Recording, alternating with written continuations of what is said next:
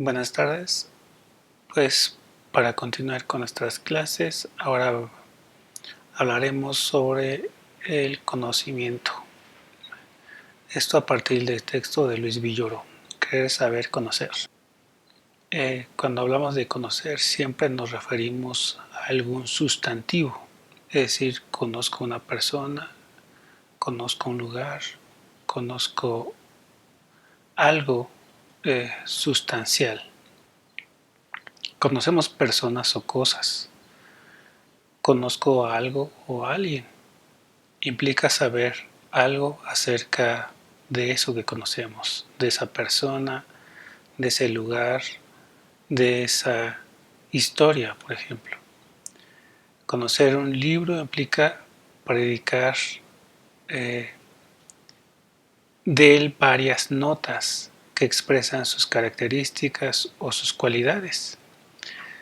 Saber que un libro es bueno, saber que un lugar es mágico, no implica conocer el lugar o el libro. Podemos saber muchas cosas de un lugar solamente por lo que otros nos dicen, pero no necesariamente conocerlo. Así igualmente conocemos personajes históricos, eh,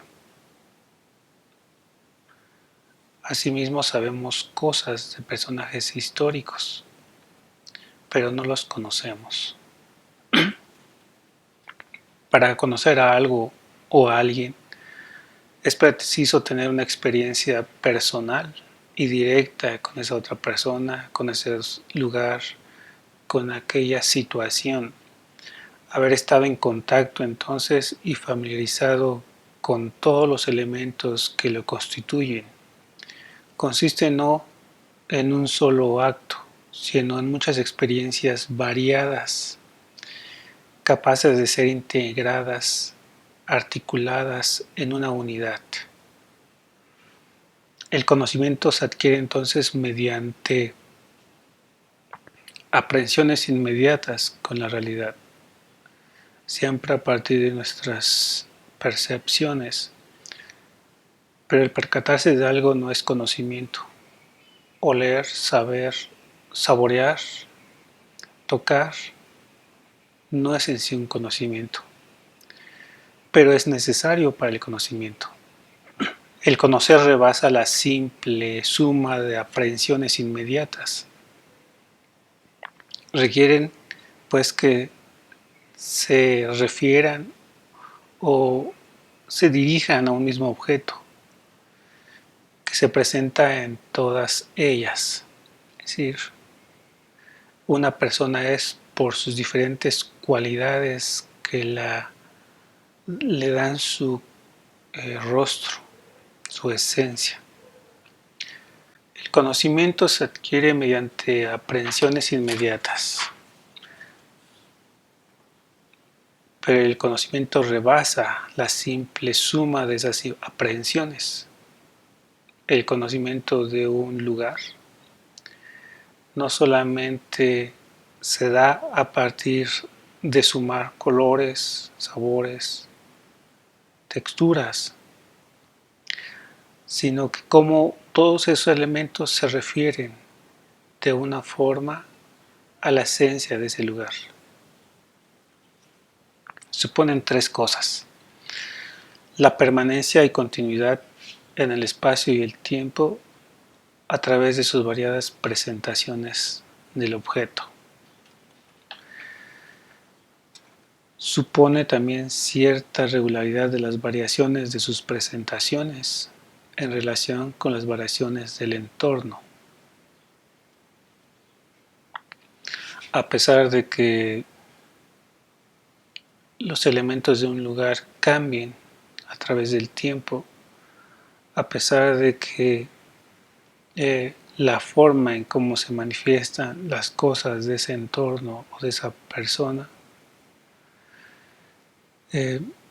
sin embargo mantengan siempre la invariabilidad del objeto, del sujeto o del lugar. La existencia entonces del objeto en el mundo real es lo central, más allá de cada una de sus representaciones y variaciones que el tiempo y el espacio le va dando. Las aprehensiones inmediatas pueden ser sometidas a ordenación y síntesis debido a esto.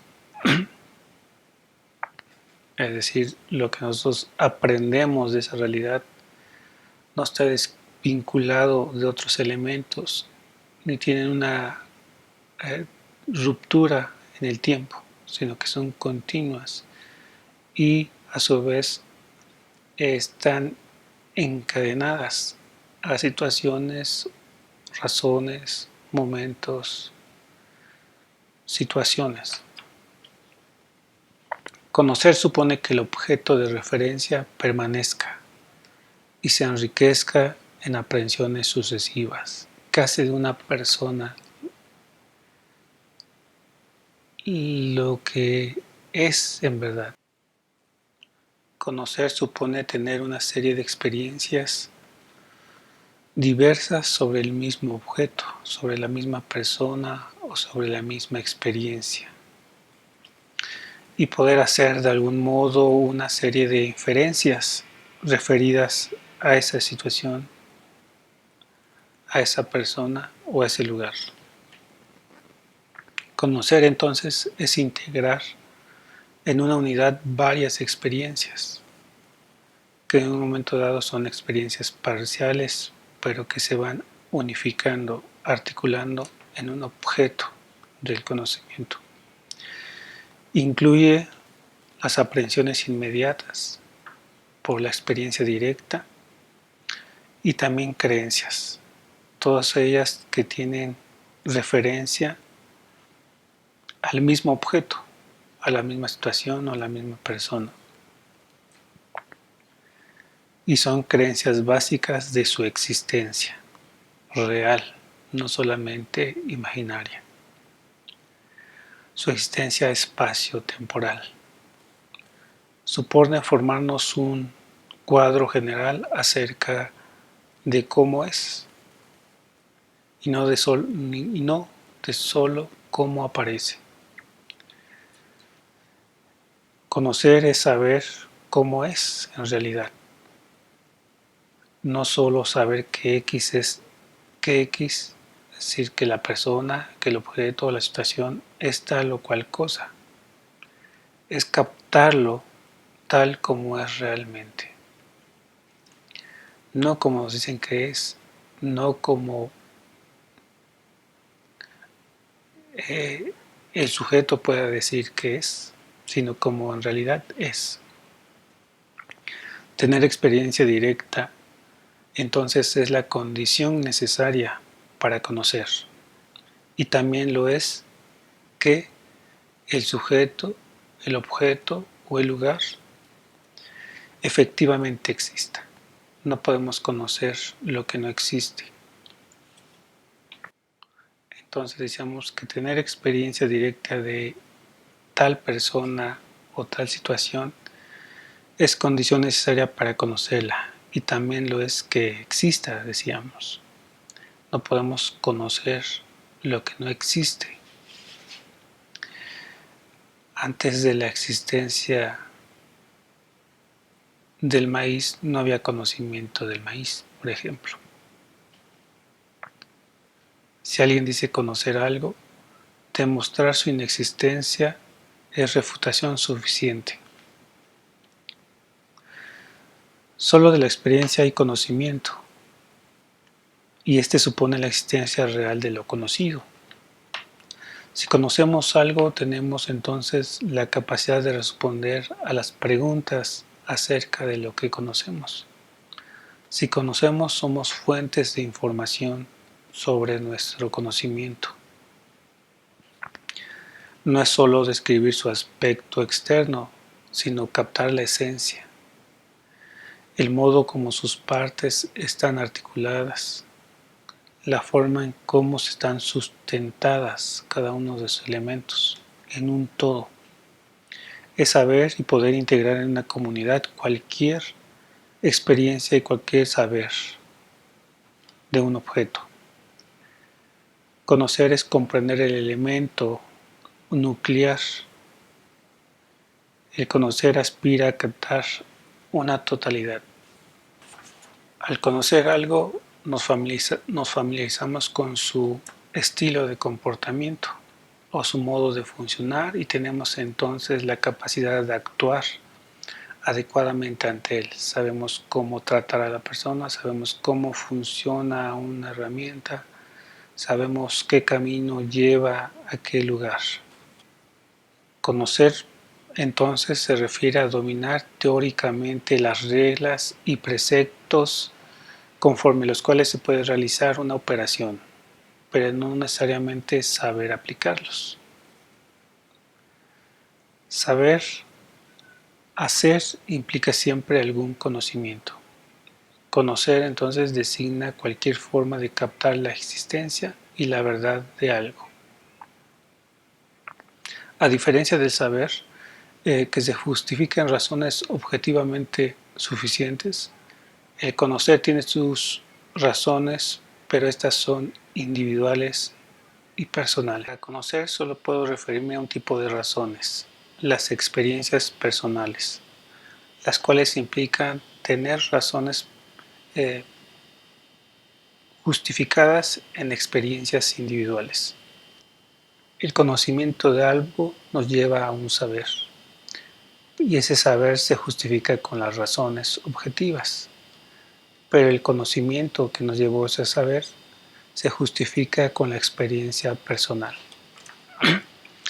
Para justificar ante uno mismo que sí se conoce algo, debemos entonces contrastar cada una de nuestras experiencias con las otras, ponerlas a prueba en diferentes ocasiones hasta poder inferir, es decir, deducir, sacar de ella con seguridad que no puede darse una experiencia que echa atrás mi conocimiento o que desmienta ese conocimiento.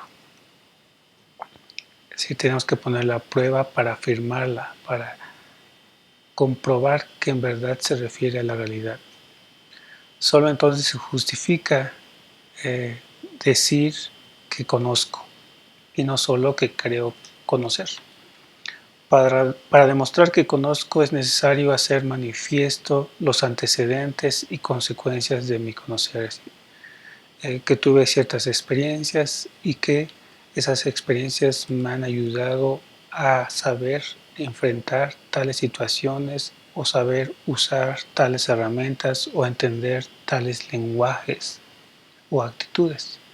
Los antecedentes y los consecuentes entonces determinan que sé, que conozco. Nadie puede conocer por otro. Cada quien debe conocer por cuenta propia. Es decir, conocer es algo personal. Y si queramos conocer lo que otra persona sabe, tendremos que buscar las experiencias que ellos vivieron y que le permitieron conocer algo. Por eso entonces es necesario preguntar cuáles son sus experiencias, en qué momento, en qué lugar y de qué forma se experimentaron. Solo hay una forma indirecta de transmitir el conocimiento y es esta, justamente esta, colocando al otro en una situación propicia, adecuada para que él mismo adquiera ese conocimiento. El conocimiento personal puede ser fuente de descubrimiento de muchas verdades, pero estas solamente tendrán el rango de saberes si pueden justificarse en razones comprobables por cualquiera. Entonces, si un conjunto de personas experimentan las mismas situaciones y adquieren los mismos conocimientos, entonces el conocimiento que yo tengo es veraz y no solamente una creencia de que conozco. El saber científico de una comunidad se levanta sobre los conocimientos compartidos y contrastados de muchos de sus componentes. Supone el saber, al igual que el conocer, una actividad comunitaria. El conocimiento es un complejo, es decir, es un tejido o es una red en la que cada saber remite a otro conocimiento y a otro saber. Y cada conocimiento es a su vez un conocimiento personal que se refiere a otros conocimientos y a otros saberes. La red, el tejido entero, descansa en experiencias directas de las personas, en la intensidad vital con que ha sido comprendida la existencia. El conocimiento general comprende varias formas. Saber es solo una de ellas. Por distintas que sean las formas de conocimiento, existen rasgos comunes que permiten hablar de conocimiento. Entendamos entonces el conocimiento como una propiedad interna de un sujeto. Saber y conocer son estados disposicionales adquiridos, es decir, nos permiten actuar de una forma definida. Y son estados disposicionales determinados por los objetos de la realidad o situaciones existenciales objetivas. Saber y conocer pueden considerarse como formas de creencia. A diferencia del saber y la creencia proposicional, el conocer exige que la aprehensión sea personal y directa. El saber exige una garantía objetiva, válida para cualquiera, es decir, una razón suficiente que justifique la objetividad. El conocer, por otra parte, se acompaña de una garantía personal, es decir, la experiencia. En el conocer debemos confirmar una experiencia con experiencias sucesivas. Este siempre se presenta en diferentes tipos, según sea la aprehensión del objeto que lo determina, y de acuerdo con la clase de garantía que asegure atadura a la realidad. La atadura puede ser objetiva o puede ser personal. Cuando hablamos de ataduras, hablamos de esas garantías del conocimiento que se puede entender como sabiduría o como ciencia. En la ciencia predomina el saber y en la sabiduría predomina el conocer. La ciencia solo recoge aquellos hechos que sean accesibles a cualquier sujeto de conocimiento, expresables en un saber objetivo. A la ciencia le interesa entonces aquellas observaciones que están previamente determinadas por el marco conceptual, es decir, por la comunidad de conocimiento que aplica tales saberes o conceptos, que responda a preguntas planteadas en ese marco conceptual. El conocimiento personal también es importante en el descubrimiento de nuevos saberes científicos. La familiaridad y la experiencia reiterada con la realidad permiten descubrir relaciones y propiedades del objeto que pasarían inadvertidas por aquellos que no tienen las mismas experiencias. Conocer es necesario para alcanzar un saber, pero no forma parte del cuerpo de la ciencia. La ciencia no está constituida por los conocimientos personales, sino por enunciados generales, universales, fundados en razones objetivas.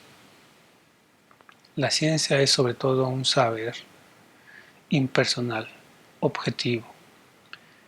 El conocer cobra mayor importancia en cuanto es aplicada y cuando es menos teórica. Por tanto, se puede referir a una ciencia aplicada. Por ejemplo, la agronomía, la geología, las ingenierías. Un sabio no es el que aplica teorías como un científico, sino enseñanzas sacadas de experiencias vividas. Supone conocimientos directos con el entorno, con la tierra, con los otros, que son reiterados y que son entonces comprobados como características de un mismo objeto, situación y realidad. La diferencia entre el científico y el sabio es que el sabio no es instruido con teorías científicas, sino mediante la observación personal, sino mediante el trato con las personas, el sufrimiento y la lucha, el contacto con la naturaleza, la vivencia intensa con su cultura. El sabio entonces puede aprender a tocar un violín, por ejemplo, solamente teniendo el violín y escuchando los sonidos del viento, la distancia entre los pueblos, el jugar entre los niños, los claros oscuros del sol, de las sombras, es decir, esa vivencia intensa del entorno.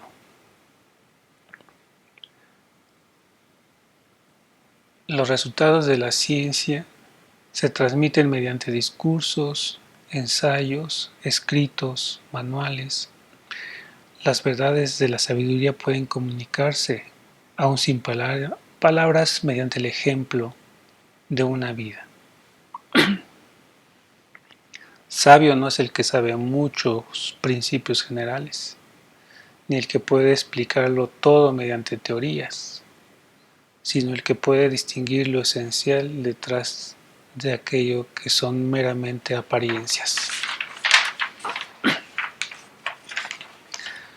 La sabiduría de un pueblo, por ejemplo, el pueblo mexicano, no se recoge en teorías científicas, forma parte de creencias compartidas sobre el mundo y la vida, que integran una cultura. La sabiduría entonces puede surgir con el juego directo que tienen los niños y que tienen la naturaleza y que nos da el contacto directo. No todos acceden a la sabiduría, sino aquellos que experimentan formas radicales de vida. La escuela no instruye para ser sabios, es la vida, la comprensión del ciclo eterno del sufrimiento y plenitud humana, de la plenitud y finitud cósmica, así como la fuerza emotiva de la liberación, son los que nos dan esa sabiduría. El sabio no pretende demostrar nada, solo invita a abrazar una forma de vida y a poner a prueba en ella la verdad de esa vida. Nadie puede liberarse por otro, nadie puede buscar la sabiduría por otro. Cada uno debe atender a su propia liberación. Es un conocimiento personal. Ciencia y sabiduría corresponden a dos ideales distintos de conocimiento. La ciencia aspira a la claridad, la sabiduría a la profundidad. La ciencia rechaza la oscuridad y vaguedad de las ideas.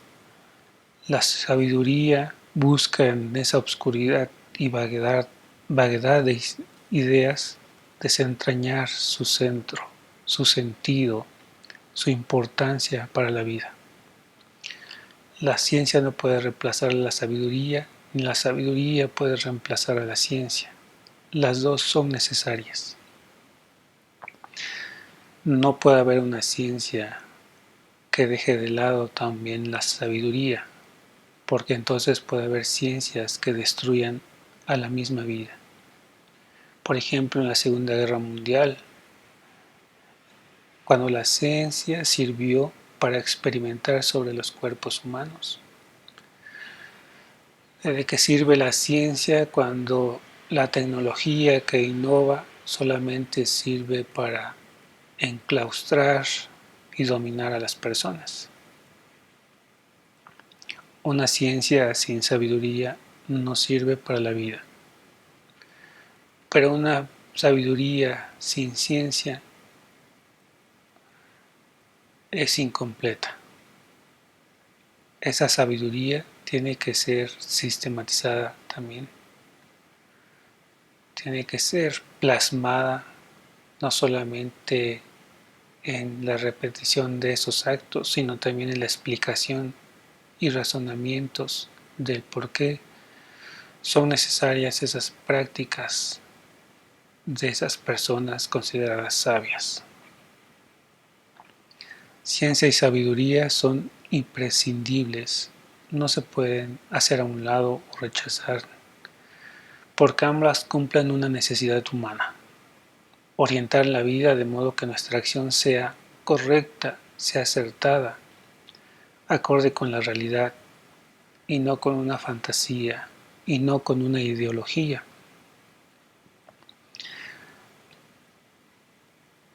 La ciencia puede servir a una ideología para construir una sociedad dominada por ciertos principios utilitaristas, por ejemplo, de la economía. Y entonces una ciencia sin sabiduría puede hacer de la medicina algo que no cura, sino simplemente una forma de adquisición de recursos monetarios. La sabiduría se relaciona con valores supremos.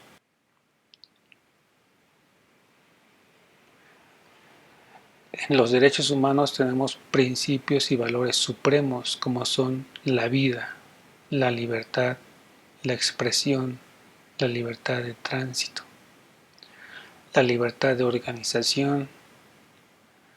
Todos esos principios y valores supremos permiten también reorientar la ciencia. La ciencia requiere de la sabiduría para ser humana, porque una ciencia sin sabiduría es una ciencia mecánica que automatiza al ser humano y le hace perder la referencia verdadera de la realidad de su existencia. Bueno, con esto concluimos el tema del conocimiento. Y como ven, también tenemos de fondo el video de María Sabina, una mujer espíritu, que justamente explica o nos muestra la sabiduría de una persona que se fundamenta en sus conocimientos adquiridos por su propia experiencia personal. Y como esa experiencia personal, aun cuando no es considerada científica, contribuye al bienestar de otras personas y a la continuidad de cierta historia y cierta memoria. Con esto concluimos y me despido mandándoles un fuerte abrazo y saludo. Hasta pronto. Bye.